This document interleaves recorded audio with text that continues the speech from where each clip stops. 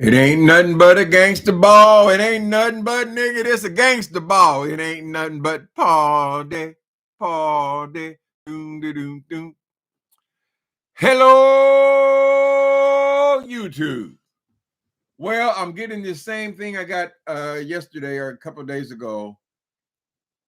In my chat, it says, sorry, live chat is currently unavailable.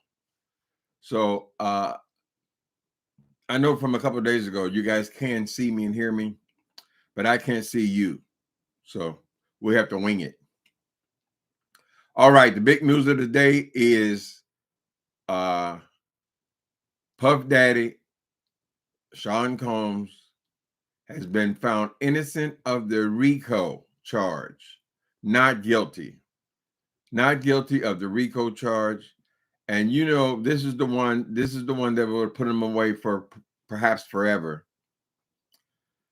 From the very first day, most of us, people reporting on this case, has been unconvinced. We didn't see the RICO charge. Now, you would think that the United States, the federal government, would be able to charge better than that, particularly since they're getting, 93% convictions? How in the hell are they going to make all this stink and put this dude behind bars and, you know, accuse him of all these crimes, but then just throw in the RICO to make it federal? It was stupid. I don't know why they charged him in that way, because I saw the same thing that the commentators saw, the professionals saw. We all saw the same thing.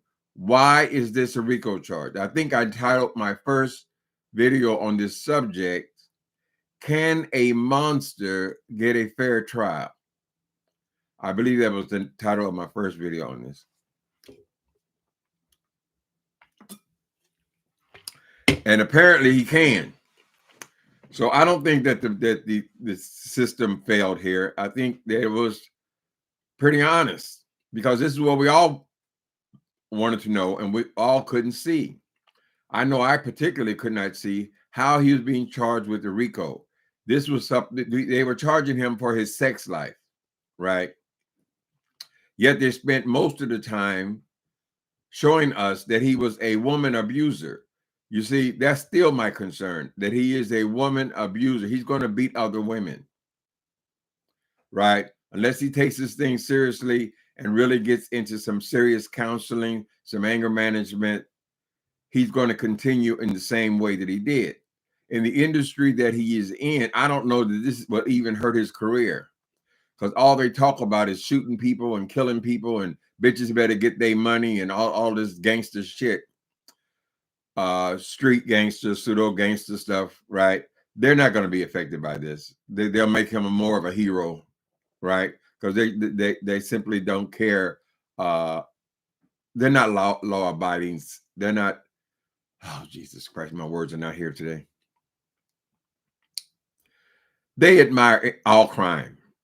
Okay, hip hop generation. Even if they don't do it, they're still entertained by that. Gangster movies, people shooting people in the head, dragging them out the car, shooting them 3 or 4 more times. All that is, they got big pictures of Tony Montana on their wall, posters of him, right? Gangsters, number criminals, correct? So I don't know that his career is going to be all that hurt. I don't know to what extent he was still making music. And I think people are going to be cautious if you have, say you're an agent, you're going to be cautious about sending your clients to this record company that he has, knowing that this guy is a pathological abuser, and he's going to abuse again. And he's also, which may be underplayed, he's also a drug addict. Anytime you're on your way to court, you have court the next day, and you are still having freak offs in your hotel room, child, you still got all the evidence in your hotel room and all that. That means you're an addict. You can't help yourself, right? I do sympathize with this dude because I didn't think he was being treated fairly with this RICO stuff, because the crimes that he committed, it was all around sex, his sex life, or what they were charging him with. They weren't even charging him with the situation with Cassie and his abuse of her. There were none of the charges reflected that. They were more interested in the prostitution, and she was not a prostitute. They were hiring prostitutes to be abused, to abuse her, but we couldn't even really establish if she was even being abused in that, like she was a part of it or not. Anyway, I'm rambling. So he got, yesterday they said they had come to a conclusion on 4 charges, and I assumed that everybody assumed that meant he was guilty of 4 things, of the 4 minor charges, and they hadn't reached a decision about the primary charge, which is the one that will put him away for the longest amount of time. As it turns out, that was split. Only 2 of those charges, 2 of the 4 were guilty, and the other 2 were not guilty. Right. So now we know he's got 2 charges, right? Oh shit, I'm confused. 2 charges. I don't know. I think if this was a regular person, he could get out of jail. I'm talking about he can get out of jail now, because if he has no record, I don't know how he accomplished that. Maybe he was too busy making music. But if he has no record, and both of these charges are simply transporting prostitutes across state lines, people he's paying for their action, basically, he is basically a trick, is what he is. Just like when they on the street, usually on the street, they catch people in prostitution. The woman will be the one who's arrested, because she's the one that prostituting herself, right? And generally speaking, the trick will go free. They used to post the trick's names in the paper to embarrass them or their families and so forth, but they get a whole lot better treatment than the actual prostitute, right? This is the opposite with him. He is the trick. He is paying these men because he knows their works or whatever.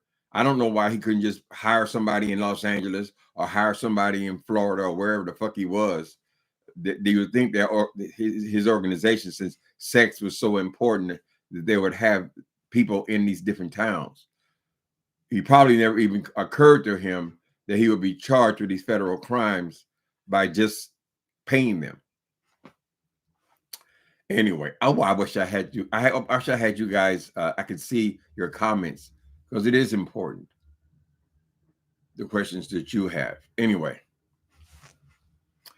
so the situation now is they'll be waiting for sentencing. I don't know if that's going to come immediately, or there's a possibility. They said to talk about trying to get him out, and then come back to court for the sentencing several months down the road. We've seen that before. But there's a possibility, because he has been in for what, a year? Has Diddy been in jail a year? They could give him certainly consider that time served. And if he's never had convictions before, and he doesn't pose, if they take his passport, then yeah, they could give him probation on these 2 lesser charges. So we'll have to see. What concerns me is he's going to hit women again. He's going to probably be, I mean, he'll suffer, he'll lick his wounds for a few months. And, but when he gets back to being his regular self, particularly after he's ingested any kind of drugs or alcohol, he's going to go back to being Diddy, because that's who he is. We saw who he is over and over and over again. Question still remains, can a monster be treated fairly? I think in this thing, I think it was treated fairly. Right? They should have come at him if they wanted to get him. They should have come at him with the state charges from whooping and beating on these women, right? And I assume men as well. But I haven't followed the story blow by blow. I think it's just awful that this person will be released back into his world. Now he's going to be struggling in this new world because he's lost all of his endorsements, and I think he's broken ties with his liquor companies, fashion companies. He's taking a licking here, right? These people who are rich, although we may consider it to be not that important, but financially, since these people are obsessed with making money and spent their lives making money, he's taking a lick. I know that the damn team, that dream team of his, honey, had to be well over $1 million. I don't know how many lawyers he had, but he had to pay that out of pocket. All of the things that he lost, he certainly is not making no music. He hasn't been working for this whole year. And this thing was building for a couple years, plus the payouts that he's paid. We don't know how many payouts there were. We know Cassie, apparently she only got him for 20 million, and then the company, the hotel, got him for another 10. She got him for another 10. That made the $30 million. So it looks like the big thing, Cassie is the winner. She came out the winner because she got her money off the top. Right? No matter how this thing went, she's already gotten paid. Now she has to worry about, and I would say everybody who testified against him has to worry about how he's going to find a way to retaliate. Yeah. So I don't know what state they live in, Cassie and her husband, her family, but they got to start over somewhere else. I wouldn't feel comfortable, not only just because of him specifically and the way he would bury it, who put out the orders and all that, but just because of his fans, people, these wannabe gangsters, right? I'm gonna show my loyalty. I'm gonna get a record contract and all this old bullshit, and they could hurt their family or do something to them, or the witnesses, the other witnesses. I didn't watch the trial blow by blow, but obviously it would be something to be concerned about. This is what they talk about in the music, and I believe that this is largely because this is the way they lived in the real world, right? What's a gangster? They couldn't prove he was a gangster. Uh, all they proved that he was a drug addict and a very horny person, right? When they call in these freak offs, these were actually cockholes, I believe is the proper word. A cockhole. Cockhole is when you are a person who gets off on watching your wife or girlfriend have sex with other people. Sometimes one person, it could extend to more than one person, but you like to sit over in the corner and play with yourself while your wife is getting her banged out by somebody else. He came up with the language freak offs, whatever. They're just words. Mm-hmm. Anyway, that's kind of my opinion. My opinion hasn't changed since the beginning of this thing. And it's been the opinion of many people, even people who are for him or against him. They all agree, where is the damn RICO? Now, federal government, I don't know how y'all go around here bragging about your 93 or 96% conviction rates and all this kind of stuff, and you do something so sloppy as this. This was a sloppy thing from the beginning, right? It's like you just threw in the RICO to make it federal. He'd have been better off to be in the state. What the hell's got to be federal? If you would have convicted him of what we saw in them tapes of whipping on these women, he at least got him a couple of years in prison. So people would ask, well, what do you think is going to be the sentencing? If he was just Joe Blow on the street, I would think that he'd probably get probation. Anywhere from probation to a year in prison just for bringing someone across the street, across the state line and paying them to have sex. But they're also, was he convicted I can't even ask y'all questions, god damn it, because I can't see the chat. But was he also convicted of giving people drugs? I know the point was made. See, I didn't follow the case, so I know the point was made that to distribute drugs did not require you selling drugs. See, that was the thing for me. I used to be a drug dealer for many years, right? And I would say, well, distributing, I saw that I assumed that meant that you're a drug dealer, you're selling drugs. But there was never any evidence that he ever sold any drugs. He gave it away. Why? Because he could afford to give it away. He just bought it for himself. And I think it was for personal consumption.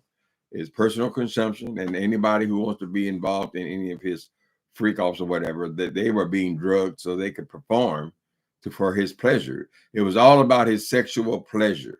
So that is not an organization, I didn't believe. And everybody that was involved with him, as far as procuring dope and all that, they were all working for him. They were just doing their jobs, right? So I don't think that they would qualify for no RICO, right? A RICO would be a co-conspirator, a person who also benefits. Ain't nobody benefiting in that house but Puff Daddy. He was the big daddy. So now, what's he gonna do now? First of all, he got to get it. If he does get out, and maybe it'll be a couple of years, or maybe it could be time served and probation, or maybe they'll lock him up in his house for a while. Whatever it is, first you got to get his financial life in order. This lifestyle he was living is very expensive. You still have to maintain jets and mansions. I assume all of the kids still got to be taken care of, and he's blown through a whole lot of money with this case, right? And that hurts. That hurts him in the pocketbook, honey. They say, "Oh, he's a billionaire. He's a big." Don't believe all this hype, honey. You don't know what the fuck he was. Did he sell the mansion in Los Angeles where they busted him? I don't know. Why are you selling your houses so rich? I don't know how long you're gonna be rich. You ain't worked in 2 years now. So he got to get his financial affairs in order. The first time he takes a drug, he goes right back to being Puff Daddy. See, the people, they don't understand. When you're in jail, you're in prison, your mind is clear, right? Even when you can ban the little bullshit dope that they sell in prison, the little pinner joints where you hit it and the whole damn thing blows up in your hand, all that that's $5. But anyway, he's not gonna be strung out when he comes out of prison, correct? When he comes out of jail or prison, wherever they're holding him. But the moment he gets that back in his system, he goes right back to being who he is. Believe me, I know. Believe me, I know, honey. I've said in many jail cells, child, thinking, oh, I ain't gonna do that no more. I'm not gonna do this no more. I'm not gonna do. After the first hit, that's all it takes. You go right back to being who you were. So he's gonna have to deal with that issue. Decide, do I want to focus on, because he's gonna have to be focused in order to get back into business like he was. It took a while to get the position that he was in. You can't be out here tweaking and freaking all day if you're going to try to rebuild that business. So he may decide that, okay, I'm not going to use. But the moment he does use, because he obviously he has propensity to be a drug addict, it's back on again. And what do I believe that he will hit women again? Absolutely. Absolutely. You can't just turn on and off those characteristics. Mm-mm.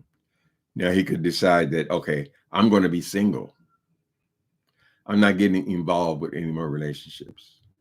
You could do that.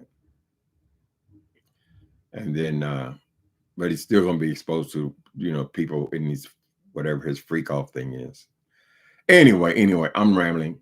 That's my opinion on this thing. I think most of us were correct about this one issue. The government did not prove it. It was a question from the very, very beginning. They spent an awful lot of time proving to us that he was a woman abuser. We already know he's a woman abuser. We saw the Cassie tape that said a lot, and that set this whole goddamn thing off. Correct.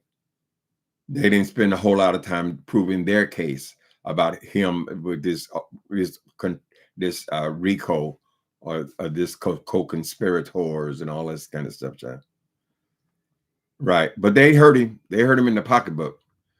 That's what's going to sting him. So maybe they'll consider that his punishment, that he's lost all his money and stuff. And we'll see if there's a comeback. Clive Davis, he's an old man. He still manages to run his organizations and things. So being a producer, I still say I don't think it's going to affect his with his audience. They don't care. People get in jail. They brag about all the crimes and horrible things they've done to people, honey. That makes them gangsters. Y'all have a wonderful day. Later.